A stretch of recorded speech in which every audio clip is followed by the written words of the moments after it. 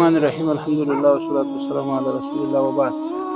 امروز 23 میزان سال 1402 هجری شمسی که مصادف است با 15 اکتبر سال 2023 و ما امروز دو تکان زلزله را در شهر هرات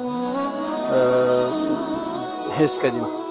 یک تکان شدید بود و 20 دقیقه بعد تکان دوم بود که او نسبتا خفیف بود. اما ضربه اولی یا تکان اولی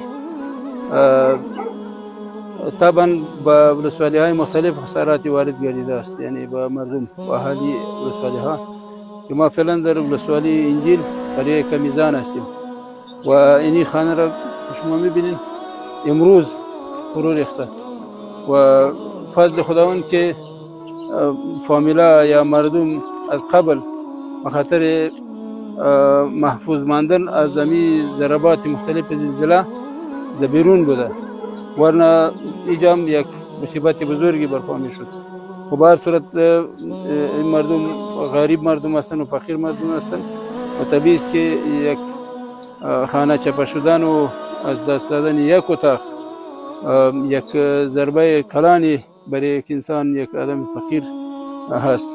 به هر صورت ما میریم خانه های دیگر هم انشاءالله که میبینیم دیگه. طبیعی است که هرات متاسفانه با اساس این ضربات مختلف و پای در پای زلزله با یک فاجعه روبروست. خداوند همه اهالی ما را در هرات و در دیگر جای از این مصیبت ها نجات بده. السلام علیکم و رحمت الله.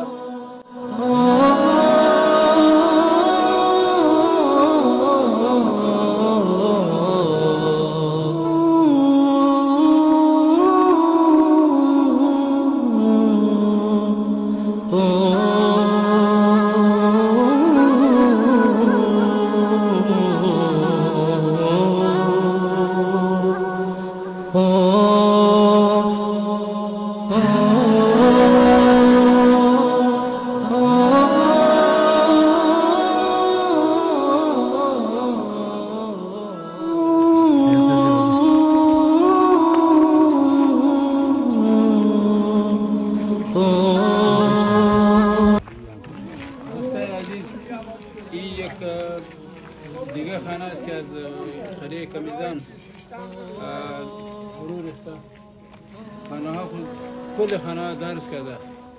به هر خانه که میایم داخل میشیم او خانه ها شکست کرده و قابل از این است که او کسی پیشیده و یک تکان دیگه خدا نخواسته که بیایه این خانه ها هم فرو میریزه. یعنی چون برای ما خبر رسیده بود که حدود 90 خانه فرو ریخته.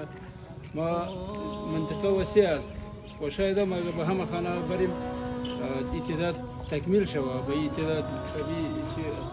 لیکن چند خانه را نمونتاً با شما شریک کردیم که یکی خانه بود و دو سه خانه دیگر هم که دیدیم مشت نمونه خروار دیگه. به هر خانه که می‌دریم درد است و نمیتونیم داخل بشیم و اهالی از و ساکنینش در بیرون هستن، همه در باغ و در دشت و در جای دیگه خیمه زدن. خداوند همه ما شما رحم کنه. این تکانه های مختلف و پای در پای زلزله یک مصیبت آور است، کلان یک مصیبت را برپا میکنه. شکر از شما. ما نه خیمه داریم نه بالا پیشی، همه خونه های ما بیرون شده. ما صبح خونه خوابیده شدیم زلزله شده. ما تقریبا 11 نفر ما همیگه به دشت ما همیگه با آواره هستیم.